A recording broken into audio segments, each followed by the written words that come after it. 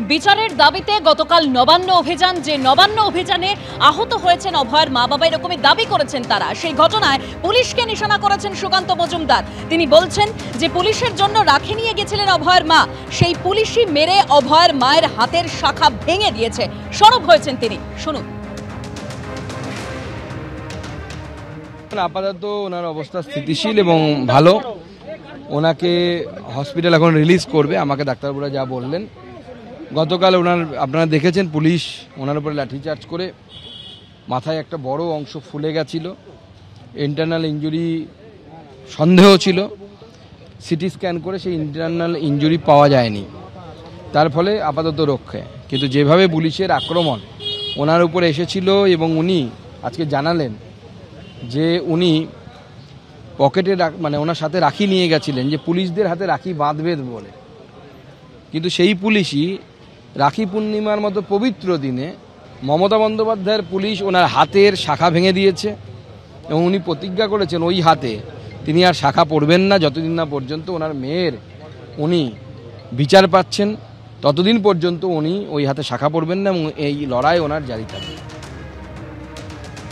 অভয়ের মাকে আজ মেডিকা হাসপাতাল থেকে ছাড়ার আগে সুকান্ত মজুমদার তাকে দেখতে যান এবং সেখানে গিয়েই তিনি পুলিশের বিরুদ্ধে সরব হয়েছেন। সেই বক্তব্য আপনাদের সামনে রাখলাম। আর অভয়ের মা বাবা যে হামলার শিকার, অর্থাৎ তাদের উপর যে হামলা হয়েছে, যে অভিযোগ তারা করছেন, তা নিয়ে কুণাল ঘোষ কি বলেছেন শোনাবো এবার। এতদিন ধরে এরা তো অভয় মঞ্চ তো প্রশ্নটা তুলেছে, এতদিন ধরে ওনারা তো বহু মিটিং মিছিলে গেছেন, তো হঠাৎ বিজেপির মিছিলে গিয়ে আহত হলেন কেন? এটা ভালো করে ভেবেছেন? ওনারা কাল প্রথম মিছিলে গেছেন তা তো নয়। দেখুন, ওনাদের মেয়ে হারিয়েছে, ফলে ওনাদের বুকে আগুন, চোখে জল, ওনাদের প্রতি আমাদের পূর্ণ সহমর্মিতা আছে, কাল হয়ে আছে। আর পেছন থেকে ধাক্কা মেরে বিজেপি নেতারা বাবা মাকে, আমি তো বলছি বিরোধী দলনেতা এবং বিজেপির এটা তো লজ্জা। আমন্ত্রণে যদি বাবা মা যেতেন, সবার আগে আমরা তাদের বুক দিয়ে আগলে রাখতাম, তাদের ধস্তাধস্তির ছবি করিয়ে সেইটা দিয়ে প্রচার পেতে যেতাম না। এটা নিকৃষ্টতম রাজনীতি।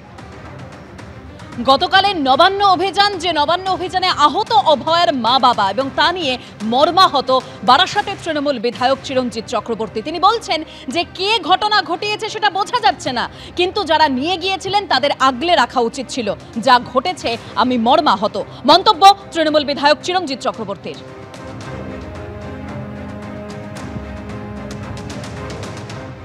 হ্যাঁ, কে করেছে তো বোঝা যাচ্ছে, বোঝা যাক, জানা যাক, তারপরে বলা যাবে। তবে যারা নিয়ে গেছিল তাদের প্রোটেকশন দেওয়া উচিত ছিল। বিজেপি নিয়ে গেছিল, বিজেপি ঘিরে ছিল, সেই ঘেরাটা প্রপার হয়ে গিয়ে বুঝতে পারছি। সেই জন্য কে তার মধ্যে কে কাকে মেরেছে বলতে পারবো না। তবে আমি খুব দুঃখিত, আমি কিন্তু তার জন্য মর্মাহত যে ওনার লেগেছে, একেবারেই লাগা উচিত ছিল না। আর একটা কথা এমনি জেনারেল আমার দিক থেকে আমি বলতে পারি, সেটা হচ্ছে এর কিন্তু সমাধান হতেই হবে। সিবিআই চোখ বন্ধ করে আছে, কেন চোখ বন্ধ করে আছে বুঝি না, ওদের হাতে দিয়ে দেওয়া হয়েছে। সেন্ট্রাল গভর্নমেন্ট কি করছে, পলিসি কি? সিবিআই তো দেখলাম ওপরে একটা কি 9 নম্বর ঘর না কি আছে, এটা বলেই ছিল রক্তের দাগ আছে সেখানে, তার চাবি নাকি খুলে নিচ্ছে, ঢোকেই না। বহু মানুষ আছে ওখানে যাদের চিহ্নিত, আগে থেকে বলা হয়েছিল সেখানে তাদের কাউকে ক্রস এক্সামিনিং